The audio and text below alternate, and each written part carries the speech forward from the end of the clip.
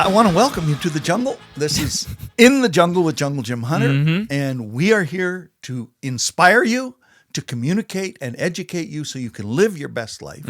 So please join, click on like, become a Patreon, because in the Patreon program, we send you extended material that helps you actually take what we talk about on the podcast and learn from it and develop it in your own life. And even in the extended materials, if enough people ask, we'll get Jim to wear the hat. He doesn't want to wear the jungle hat, but I'm getting my own hat, well, okay? guys, he says that every week. I'm starting to have doubt. Maybe we got to do another episode on doubt because I thought we already talked about Sorry, I'm on a streak right now. of not getting a hat. Not getting a hat. Exactly. So yes, join the Patreon. Where also you can ask any question in any of the comments. We will respond to Once all you of join, them. we will respond to any question you have. And today's about confidence. So we had a question about confidence, and today we're going to talk about it. Well, the question about confidence this week was, isn't the best way to build confidence with success? After all, if you win, you can win the next time. Right. You can just tell yourself that. Right. The truth is that we don't understand three words. We don't understand the word success, builds, and confidence. Now, I've talked enough about confidence that I'm just going to briefly touch on it later. Yes, this is episode 4. We're on number 4 of confidence. Exactly. And we're doing myths, right? This and is we're myth doing the myths. 3. This is the third myth. Right. And the myth is success always builds confidence. The truth is that an announcer, a media person will say, or somebody that wins something and is acknowledged for doing it will say, well, that win will build confidence. Right. Wow.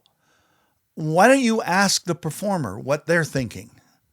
I can guarantee you from research that 99% of the performers I know that stood on a podium are standing there for about the length of 90 seconds when the national anthem happens for the guy that won the gold. And before it's over, they're always going to themselves. They're already thinking, what am I going to do next time? What can I do to be better next time? How can I do this again? What can I do to do it again? And it doesn't build confidence. It directly imposes on you a standard that says, I reached this level. Do I have to go higher? What do I have to do to go higher? What am I going to be judged on by the next race? Is it the next competition, the next level of measurement? Am I going to be able to reach that again? And the reason why is because every situation and competitiveness of anything you do is different every time. So let's go over some definitions. First of all, Cole, I'm going to ask you. I want to ask my listeners. I want you to think about this. I want you to get your journal out. And I want you to get your pen out. And I want you to write this down. Write down what success is. Write down what success is. Write what success is for you. Define success. Those are the 3 things I want you to write. I want you to write down what success is. Write down what success is for you. And then define success. Now, I'm going to help you a little bit. Okay. I'm a little But lost. I'm not going to tell you the actual definition right now. I'm going to tell you what the dictionary says. So that's the first one. What the dictionary says. It's not necessarily what applies to the 3 questions. It's a general overview so that you can get started. Okay. Definition number 1, the favorable or prosperous termination of attempts or endeavors, the accomplishment of one's goals. That's what success is. Okay. That's what comes to mind when I think about success. Number 2, the attainment of wealth, position, and honors. The attainment of Okay. Number 3, a performance or achievement marked by success as by the attainment of an honor. So a journey? Let's say you win an award for something that you did once. You win an Academy Award. Right. I showed up on time to the podcast. Exactly. I'd give you a trophy if you actually showed up on time. Okay, buddy. Number 4, a person or thing that has had success as measured by attainment of goals and wealth.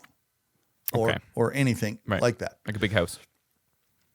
And we have developed this concept that if I'm number 1 or the number 1 person must be confident. we think that the reason why they win is because they have so much confidence. Right. But what we find is it isn't the confidence, it's the fact that they prepared themselves and put themselves in a position where their preparation leads to the possibility they can actually defeat who they are competing with. And the problem is the other person maybe didn't do that.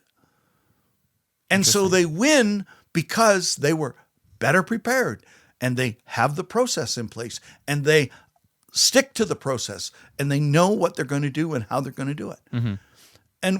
And as a result, we developed this pyramid evaluation system. Now, I want you to understand this, is that we have this system in North America where we say, okay, everybody down here at the bottom is at entry level. And what we want to do is we want to kind of shape it like a pyramid where it goes right to the top and the people at the top are the best. And, you know, the funny thing is that every athlete that I've tested and worked with, I say, where are you in your city? Where are you in your town? The very top. Where are you? I'm on the top of the mountain jungle. That's where I am. And 99% of the people I will say is, I'm right there. I'm right close to the top. Yeah, like and then, me. And then I ask them to look at their numbers. And I say, for example, in the case of a hockey player, how many goals, how many assists did you get last year? And where were you on your team? Oh. And they go, well, I had 10 goals and 17 assists. And I go, okay, so you had 27 points. Where was that on the team? Well, that was 9th. And how many teams are there in the city you play on? Well, there's 60 teams. Oh, yeah. Oh, okay. Okay, could it be that you're 9th out of all 60 teams?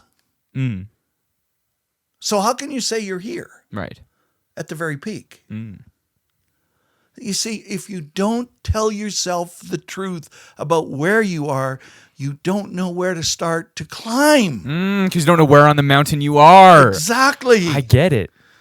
And you could be, I mean, if you want to use this pyramid thing, this mountain thing, I love using it as a mountain and say, where are you? And find out where you are and then Right. start building from there. But the point is, it slowly erodes the performance of the people that are on that mountain. And it erodes them because when you do a tryout for evaluations, and the tryout with evaluations is to see if you have the skills to be able to play the sport or the activity that you're doing. And it doesn't matter what it is. And you're trying to do that, and you don't know the history of the person.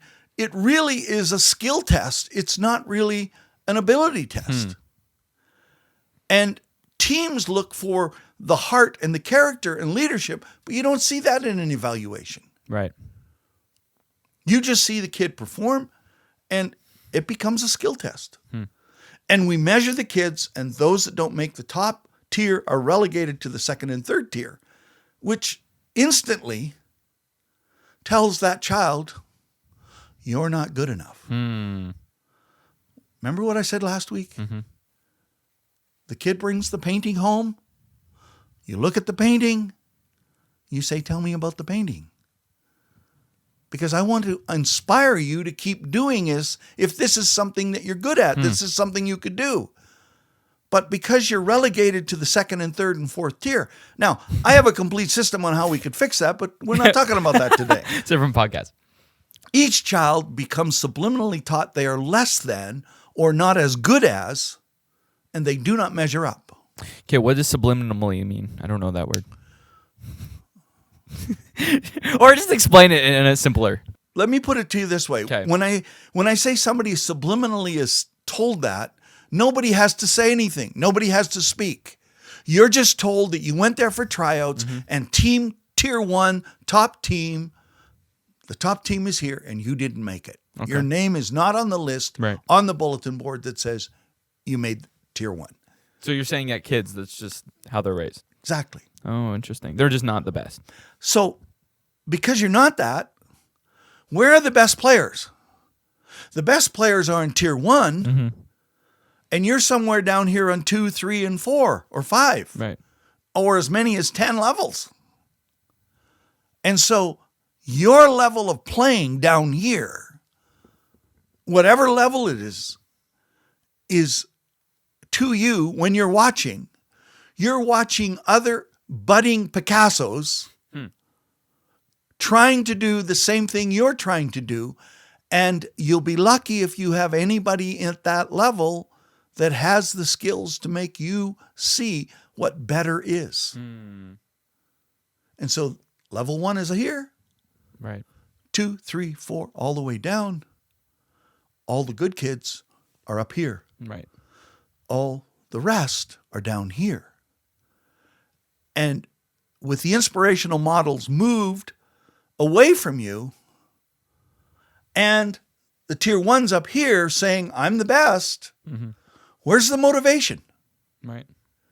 Where's the development of I am getting better? Where's the development of confidence? You're taking not the place? best, right? And then yeah, I get that, right? And so the myth that success builds confidence says, well, if we win at this level, we'll get up there. Well, not necessarily true. Doesn't happen. Because if you only win here, you are still at the top of tier 2 or top of tier 3 or 4. And the best of the best of the best that perform together, they have expectations and they automatically think that success builds confidence. And because they're at the top, most of the time, they're performing up to the level of the kids that are on their team.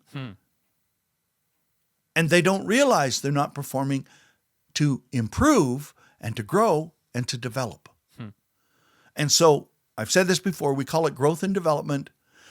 It's a pyramid, and this is the way we do it in almost every sport. And you say, well, that's the only way you can do it.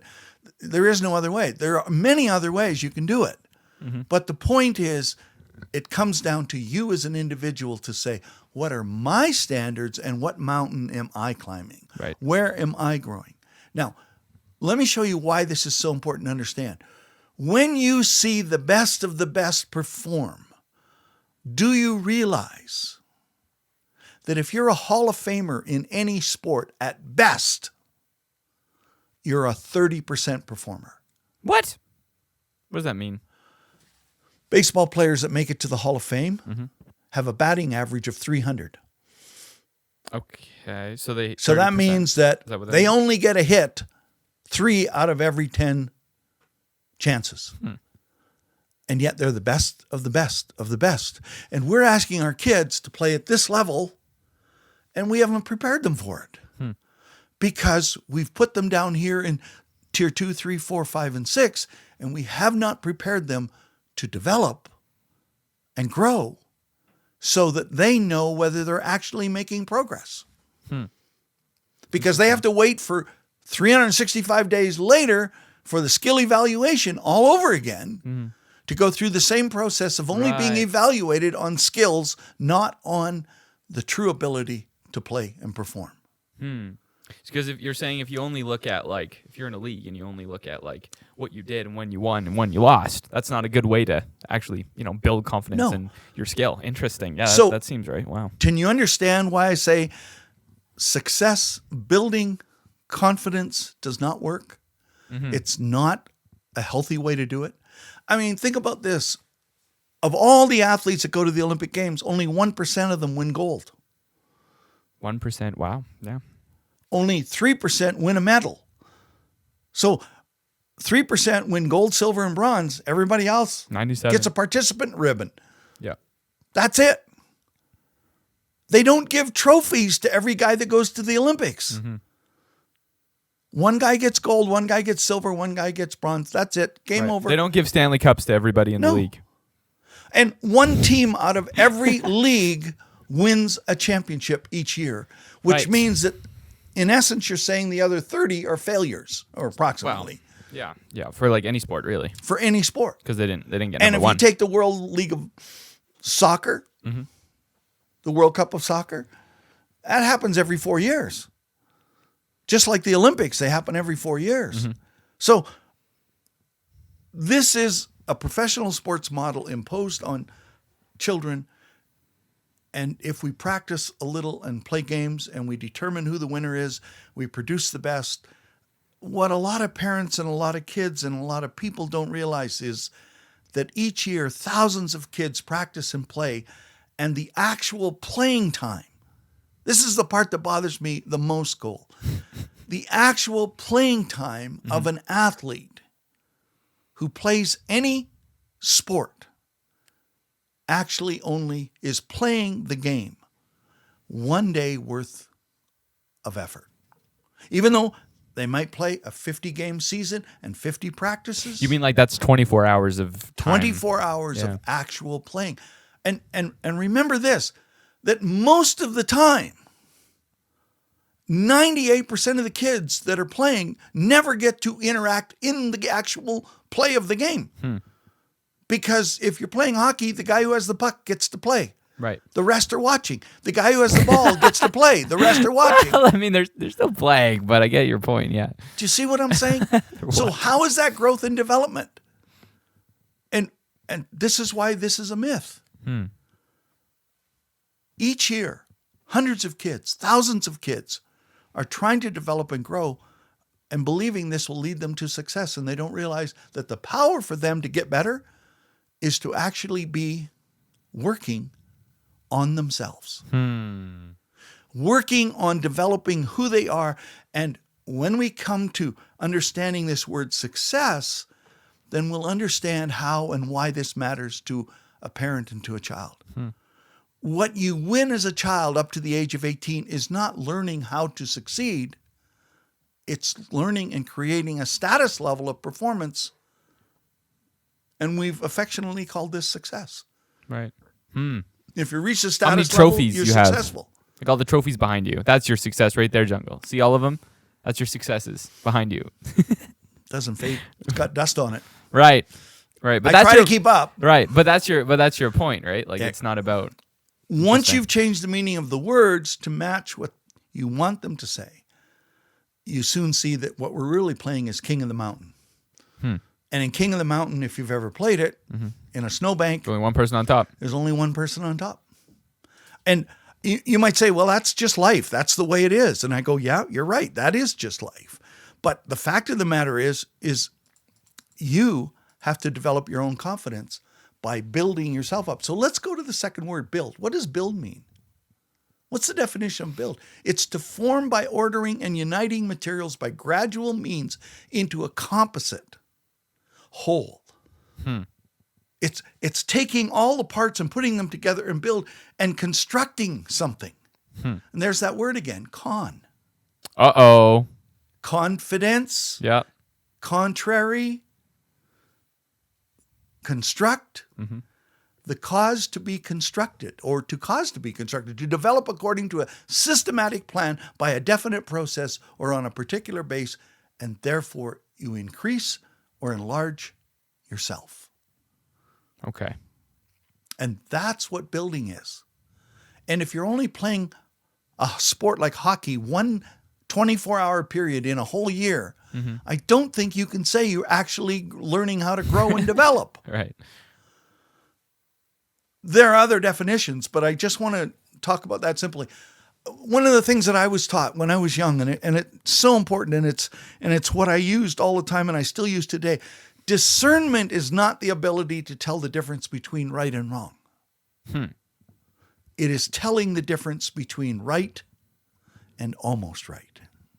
I see. Do you see the difference? I see.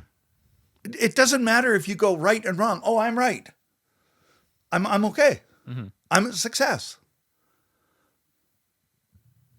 What happens if the guy here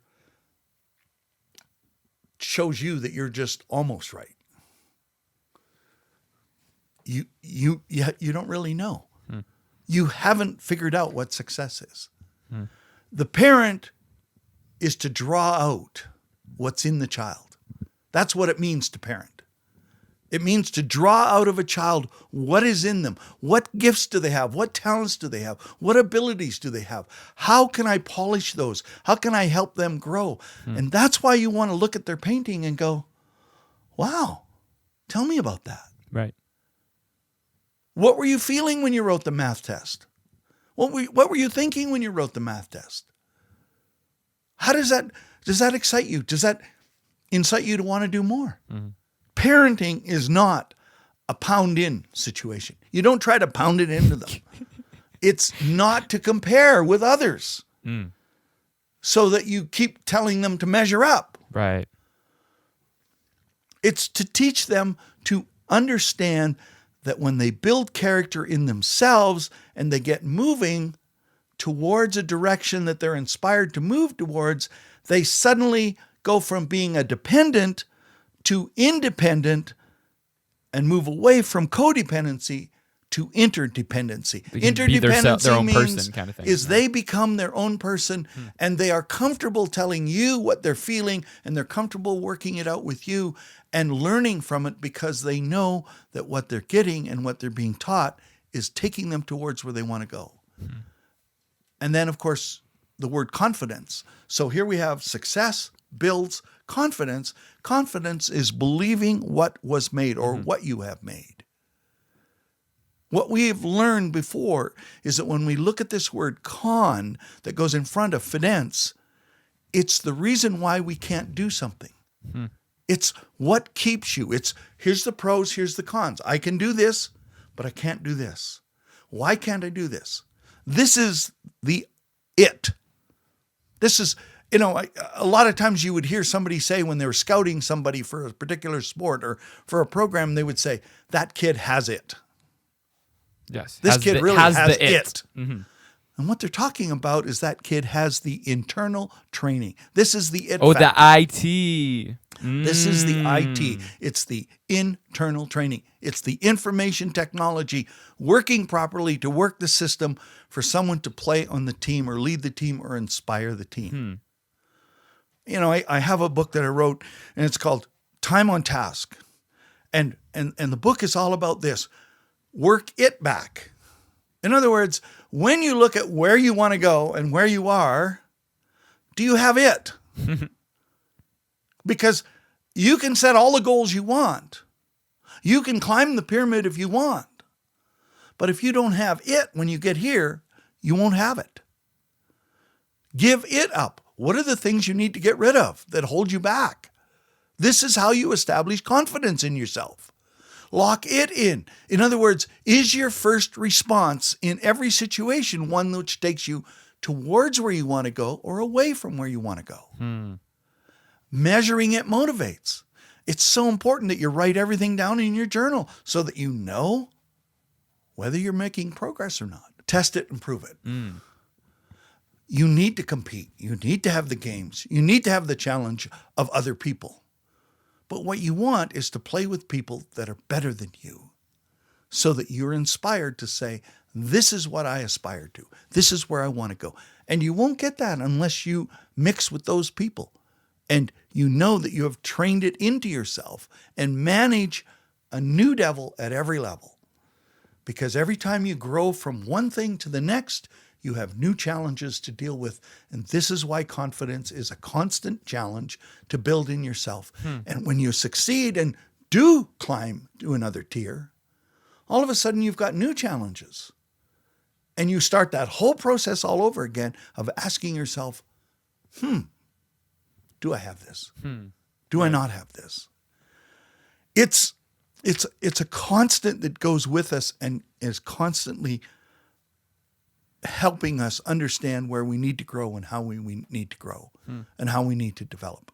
Okay, Jungle. I need to understand for my own sanity. I think what you're trying to say is you're talking about how success, right, when it comes to the things we're doing. Like, okay, we'll make it practical, right? Like my confidence should not be found in like the amount of times I'm on time to get here in the mornings, right, to the show. Right? Like my success shouldn't be my confidence shouldn't be built upon success, especially in, certain applications where, like you said, soccer or, some people call it football. It's every 4 years, right? Like if your success is only determined by your victories and your true applications to like winning things, then it's not going anywhere, right? Because day to day, how are you improving? Well, you're not, because you don't have, like, it's just not a good form of a baseline to build your confidence off of. Is that what I'm hearing? Is that what you mean by it's a myth? Like it's not a good way to build your confidence? Or let's take your example, being on time. it's applicable to everybody. It's not just a Cole situation. It's not just a gym situation. It's not Everybody. everybody has to be on time. I used to say to my athletes all the time, when you get to the Olympic Games You're gonna be 5 minutes late. and you get to the start and you know your number is number 10 and number 9's in the start, and you can't run up to the starter and say, I need an extra 5 minutes. Right. He doesn't care. When it's your turn, you've got to go. And if you're not ready, you lose the opportunity. So being on time is not the issue. What I'm trying to say, Cole, by pointing this out is this. Who are you? Are you ready? Like, the best way I know to put this is this. When I was a little kid and I played hockey night and day, and I thought I was going to be a hockey player, and I had 2 brothers, and all 3 of us were great hockey players for our Before age. you were, Before I had my before your accident at 10. yeah. Okay?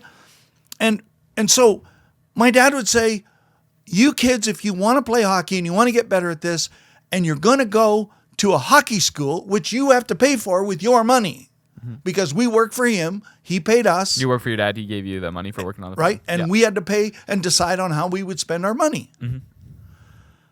And I said, yeah, I want to go to the hockey schools. I want to get better. I want to get better. And he would say this. He would say, if you're not strong enough to play at the next level, you're not going to the camp to waste your money and their time. Now, to a kid, 6 years of age, 7 years of age, it doesn't make a whole lot of sense right away. No. But he said it enough times and in enough ways and demonstrated consistently that he meant that we had to be prepared to play at the next level. Well, how do you know that?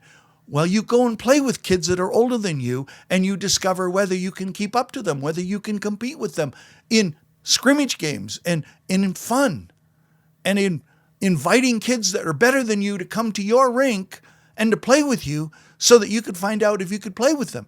And when my father could see that we could, he would say, you're fit enough, you're mentally prepared, you're tactically enough, you're technically enough that I think you can go to these hockey schools. And so we would go to these hockey schools, not knowing what was about to happen. And we would ride the train all the way to Toronto, to the Billy Harris Hockey School in Toronto. We ride a train. I'm 8 years of age. My younger brother is 7. My older brother is 14. Wow. And he's taking care of us. And we go on the train and we get there and we register. And they said, how old are you? And I said, 10. And my brother said 10.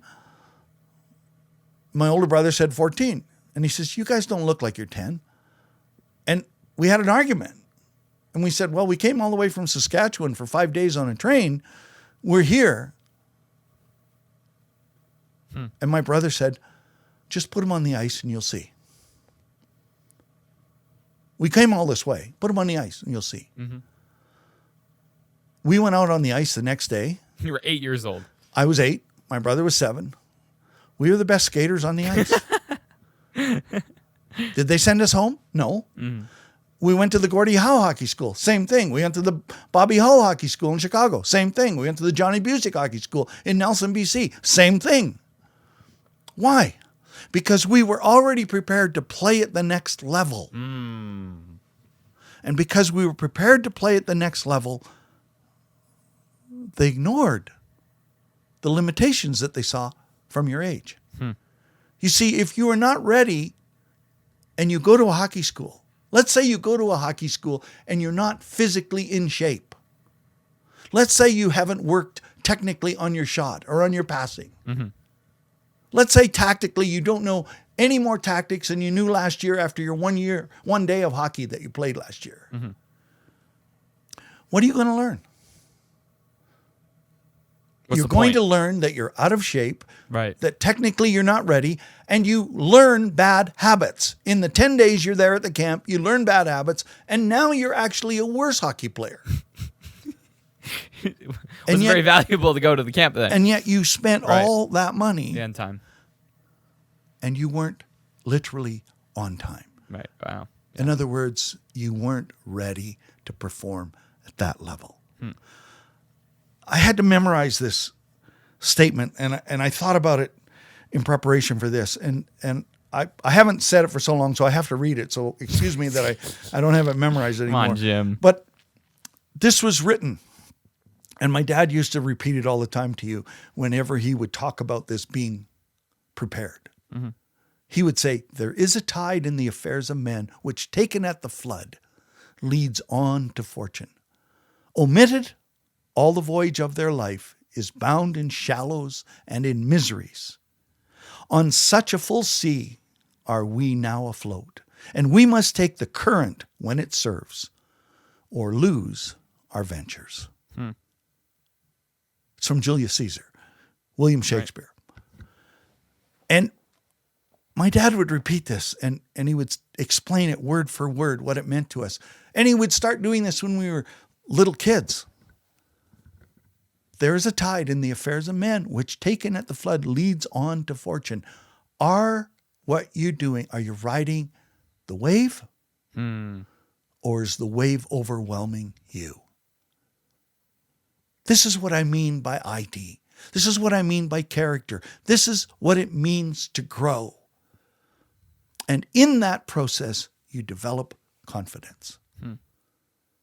Because when the wave comes, the challenge comes, you're not overwhelmed by it. You actually ride it. I used to get asked, I still get asked, I even got asked this week by a coach who called me and says, "I know your story, and I know about people that used to say, you're never going to make it, you're never going to make it, you're never going to make it. How did you be so positive when people kept telling you you're never going to make it?" And I went, it didn't mean anything to me. Because I had already been taught that I was prepared, I was ready to ride the wave of criticism. Because if you are going to lead the way, you will be criticized. You will be challenged. You didn't let the wave overwhelm you. I didn't You let it rode the wave. overwhelm me. I didn't let it run over me. Right. I was able to ride the wave. And what I was looking for came my way. Not because I was that gifted and that talented. Remember, I didn't have any trophies for the first 4.5. No trophies. 4 and 3/4 years. There was the china cabinet that your dad made for your mom, Yep. or for your trophies, and then she put her dishes in it. Yeah, because there were You no didn't have trophies no for trophies. 4 and 3/4 years. That's a funny story. Growing comes from having grit. And Growing comes from having grit. Ooh. grit is the ability, comes from what kind of sandpaper grit do you have? You know, you can have the real rough stuff that takes the wood off quite heavily, or you can have this real fine stuff that just kind of makes a fine dust. Smooths it out. But the more you do before you get to the fine dust, the better the piece of wood looks Wow. when it's finished. The more you get to the fine. Yeah. Wow. Whoa. That's some. Whoo. And you gotta go through the grit. Right. And this is what parents don't want to do with kids. It's what people don't want to do. Going through the hard People stuff. come to me and they say they want to bench 225 and they won't go through the grit. They just want the fine-tuned sandpaper Right. and say, "Look at how good I look. Man, I look good. I'm so confident. bench I so can much do this." pounds. Yeah. You're full of baloney. You can't do anything because you haven't done the work. Okay, buddy. Okay. Well, you've given me a lot to think about. Maybe next week I'll have the confidence to go bench 225, and I'll let you know about that. But yeah, I think that's we're sort of getting to the end of the show for today. Jim, I'm sure you have lots more to say on this topic, but I think we're going to save it for the lovely people in the extended material. Unless you have some final thoughts. What do you think? Well, I wanted to end this and lead into the extended material. I want you to think about this again, and for those of you that don't know my story, and I'm not going to go through the whole thing because it would take another whole podcast. We do it every single podcast. We'll just tell your story. I want you to think about this. At 10 years of age, I had a brain concussion. I lay in a coma and recovered over 18 months. So at 11 and a half, I go skiing, and a ski coach says to my dad, "I want him to be on my ski club." My dad gets inspired and thinking, because the schools have said I can't go to school because I'm mentally handicapped as a result of my accident. And he notices that I love it. Skiing. He sees and draws out of me this understanding of what is it that inspires you about this? And he understood that. And he says, okay, if I give you the chance, how will I know you're going to stick with it? How do I know at 12 years of age you're going to stick with it? And I want you to think about this. I never had a ski lesson. I never had a racing lesson. I had no experience. I worked on the farm with my dad starting at 12 years of age full time. I was 6 years behind every kid that I went to the ski club that I tried out for. I had no podiums for 4 3/4 years. And then, as I had promised my dad, 169 races later. Now, why 169? Because the first race I competed in, I finished 169th. And I went to Kokanee Glacier summer camps, and I never won any races. And Kokanee Glacier summer camps were where the national team did its selection for the national team. But why did they keep inviting me back? I had no trophies. You were terrible. The pyramid was here, and I wasn't up here. I was you're down at the here. bottom. You're the flunky. I'm the flunky at the bottom. But what I did have was this character in me that said, it's not a case of if I'll make the national team. It's a case of when I'll make the national team. And 169 races later. So what did I focus on? How did I maintain my confidence? And in the extended material, I want to talk about how you maintain and keep your confidence when everything around you is going the opposite way. Wow. When everything is telling you this is never going to work. You can't do this. Right. And I hope you'll sign up as a Patreon, get the extended material, and learn in the extended material what you do when success isn't part of your life, but you still want to be a success. Right. All right. Well, guys, thank you for listening, and we'll see you in the extended material. And I will tell you the real definition of success. Oh, ooh, okay. See you guys over there.